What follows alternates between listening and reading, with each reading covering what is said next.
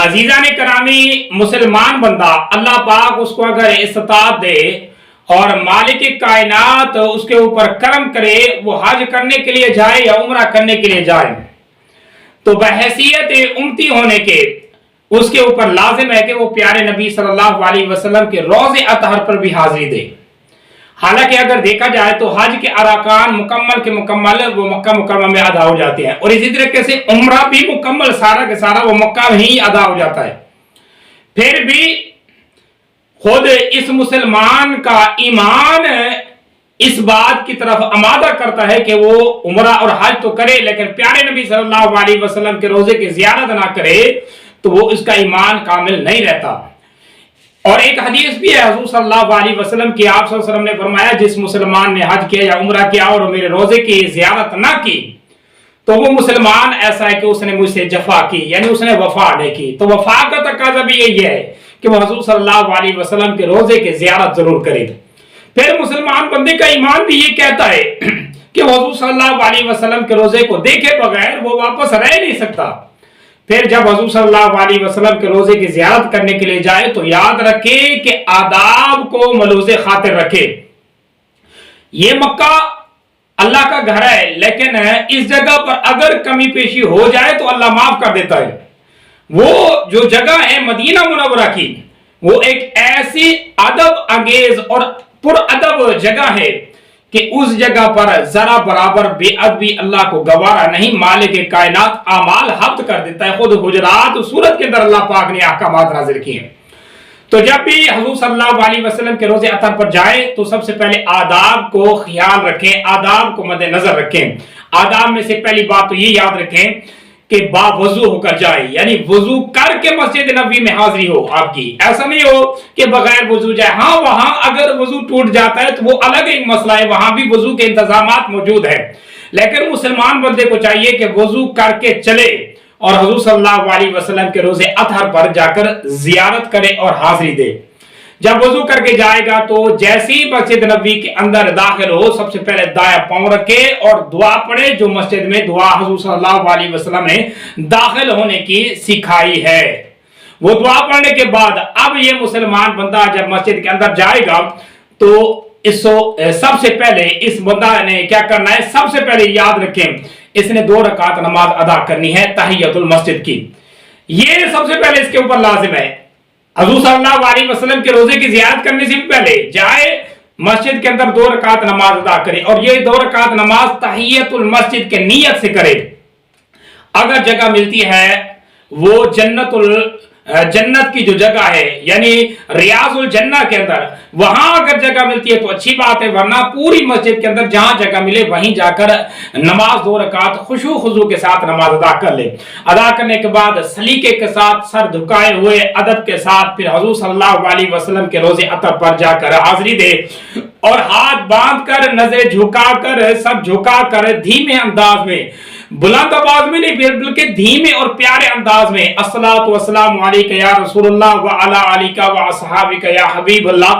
یہ درود شریف حضور صلی اللہ علیہ وسلم کے روزے اطہر پر جا کر پڑھے۔ یہ خاص درود ہے حضور صلی اللہ علیہ وسلم کے روزے اطہر پر پڑھنے کا،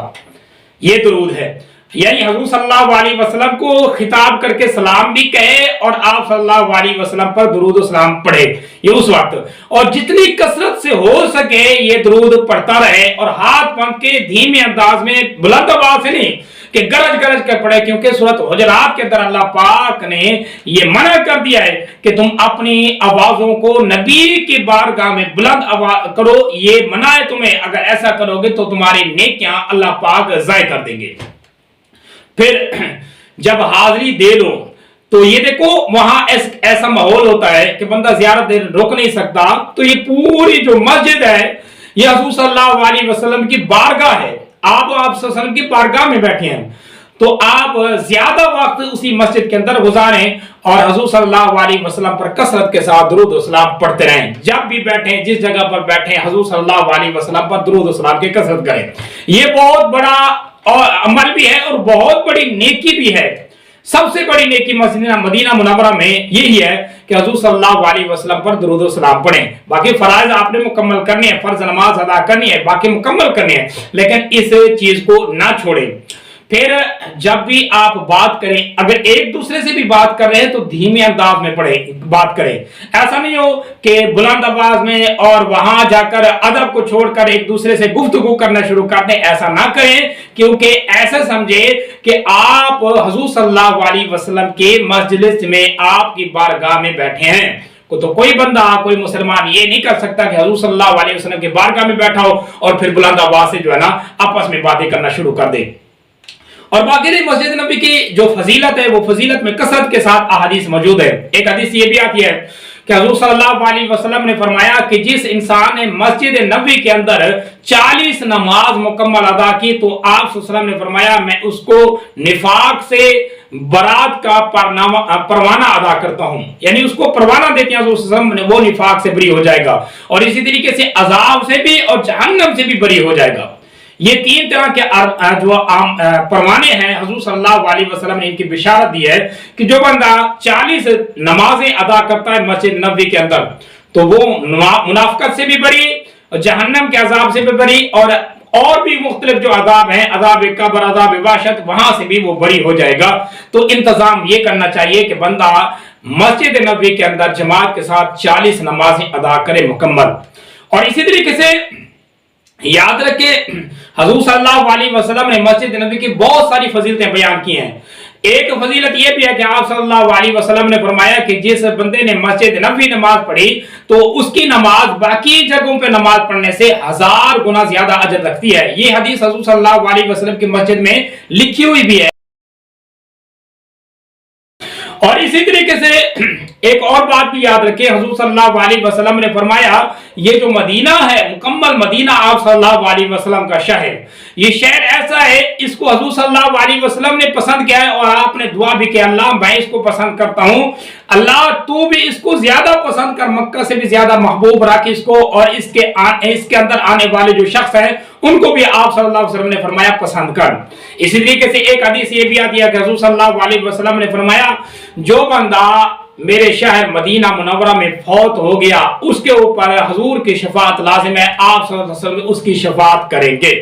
ये कितना बड़ा अजर और कितनी बड़ी फजीलत है मस्जिद नबी की। इसी वजह से हर मुसलमान के ऊपर लाजिम है कि वो जब